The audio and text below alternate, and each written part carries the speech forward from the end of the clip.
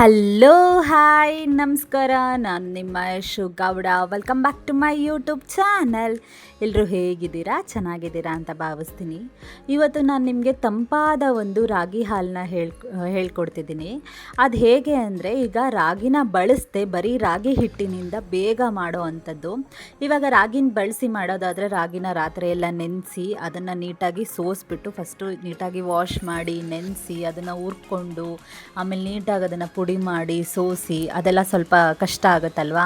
So ನಿಮಗೆ ಬೇಗ ಆಗೋವಂಥದ್ದು ರಾಗಿ ಹಿಟ್ಟಿನಿಂದ ಮಾಡೋ ಅಂಥದ್ದು ಇದು ರಾಗಿ ಹಾಲು. ಎಷ್ಟು ಚೆನ್ನಾಗಿರುತ್ತೆ ಅಂದರೆ, ಯಾರು ಕೂಡ ನೀವು ರಾಗಿ ಹಿಟ್ಟಿಂದ ಮಾಡಿದ್ದೀರಾ ಅಂದರೆ ಯಾರು ಕೂಡ ನಂಬಲ್ಲ, ಅಷ್ಟು ಚೆನ್ನಾಗಿರುತ್ತೆ. ಸೇಮ್ ಈ ರಾಗಿಲಿ ಮಾಡಿರೋ ಥರ ಅಷ್ಟೇ ಫ್ಲೇವರ್ ಕೊಡುತ್ತೆ, ಅದೇ ಥರ ಇರುತ್ತೆ ಸೇಮು. ನಿಜವಾಗ್ಲೂ ಒಂದು ಸರಿ ಟ್ರೈ ಮಾಡಿ. ನಿಮ್ಗೆ ಅರ್ಜೆಂಟ್ಗೆ ಬೇಕಾಗುವಂಥ ರಾಗಿ ಹಾಲಿದು ಸಖತ್ತಾಗಿರುತ್ತೆ. ಆರೋಗ್ಯಕ್ಕೂ ಕೂಡ ತುಂಬ ಒಳ್ಳೆಯದು. ಹೇಗೆ ಅಂದರೆ, ಒಂದು ಪ್ಯಾನಿಗೆ ಇಲ್ಲಿ ನಾನು ಒಂದು ಅರ್ಧ ಕಪ್ಪಷ್ಟು ರಾಗಿ ಹಿಟ್ಟನ್ನು ತಗೊಂಡಿದ್ದೀನಿ. ಆ ರಾಗಿ ಹಿಟ್ಟನ್ನು ಒಂದು 5ರಿಂದ 10 ನಿಮಿಷ ಲೋ ಫ್ಲೇಮಲ್ಲಿ ಚೆನ್ನಾಗಿ ಉರಿಬೇಕು. ಯಾವ ಥರ ಉರಿಬೇಕು ಅಂದರೆ, ನಾವು ಅದು ಉರಿತಾ ಒಂಥರ ಚೆನ್ನಾಗಿ ಸ್ಮೆಲ್ ಬರುತ್ತೆ ಆಯಿತಾ. ಒಂಥರ ಚೆನ್ನಾಗಿ ಘಮ್ ಅಂತ ಸ್ಮೆಲ್ ಬರುತ್ತೆ, ಮತ್ತು ಅದು ಕಲರು ಕೂಡ ಚೇಂಜ್ ಆಗ್ತಾ ಬರುತ್ತೆ. ಸೊ ಆ ಥರ ಚೆನ್ನಾಗಿ ಹುರ್ಕೊಳ್ಬೇಕು. ನಮಗೆ ಗೊತ್ತಾಗ್ಬಿಡುತ್ತೆ ಆ ಫ್ಲೇವರು ಉರಿತಾ ಒಂದು 5ರಿಂದ 10 ನಿಮಿಷ ಚೆನ್ನಾಗಿ ಹುರ್ಕೊಳ್ಳಿ ಲೋ ಫ್ಲೇಮಲ್ಲಿ. ಸೊ ಇದನ್ನು ಹುರ್ಕೊಂಡಾದಮೇಲೆ ಈ ಕಡೆ ಜಾರಿಗೆ ಸೇಮ್ ನಾವು ರಾಗಿ ಹಿಟ್ಟು ತೊಗೊಂಡ್ವಲ್ಲ ಅದೇ ಕಪ್ಪಲ್ಲಿ ಒಂದು ಅರ್ಧ ಕಪ್ಪಷ್ಟು ತೆಂಗಿನಕಾಯಿನ ತಗೊಳ್ಳಿ. ರಾಗಿ ಹಿಟ್ಟನ್ನ ಎಷ್ಟು ತೊಗೊತೀರಾ ಅದಕ್ಕಿಂತ ಒಂಚೂರು ಜಾಸ್ತಿನೇ ತೆಂಗಿನಕಾಯಿನ ತಗೊಳ್ಳಿ.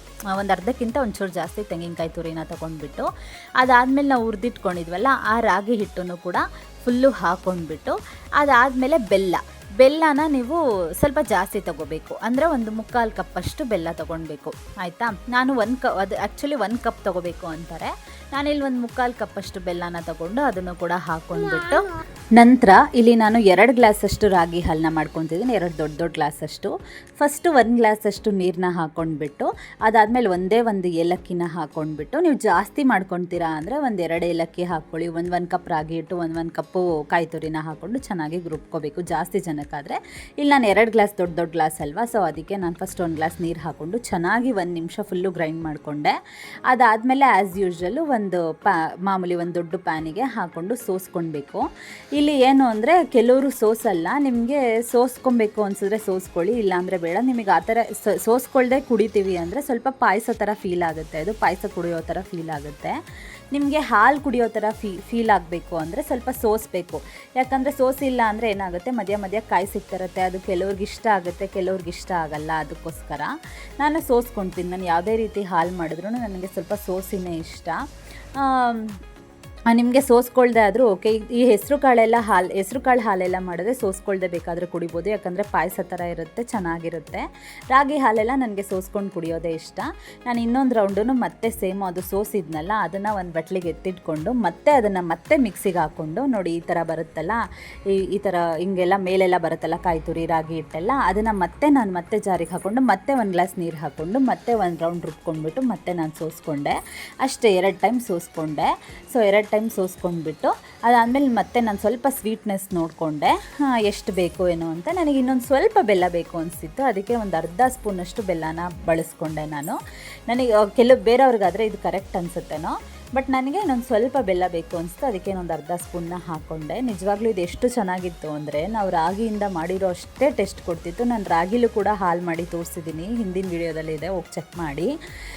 ಸೊ ರಾಗಿ ಹಿಟ್ಟಿಂದನೂ ಒಂದು ಸತಿ ಟ್ರೈ ಮಾಡೋಣ ಅಂತ ಮಾಡಿದೆ. ನಿಜವಾಗ್ಲೂ ತುಂಬ ಚೆನ್ನಾಗಿತ್ತು. ಇದನ್ನು ಒಂದು ಸ್ವಲ್ಪ ಹೊತ್ತು ಫ್ರಿಜ್ಜಲ್ಲಿ ಇಟ್ಬಿಟ್ಟು ತಂಪಾಗಿ ಕುಡಿಬೋದು, ನಿಜವಾಗ್ಲೂ ಚೆನ್ನಾಗಿರುತ್ತೆ.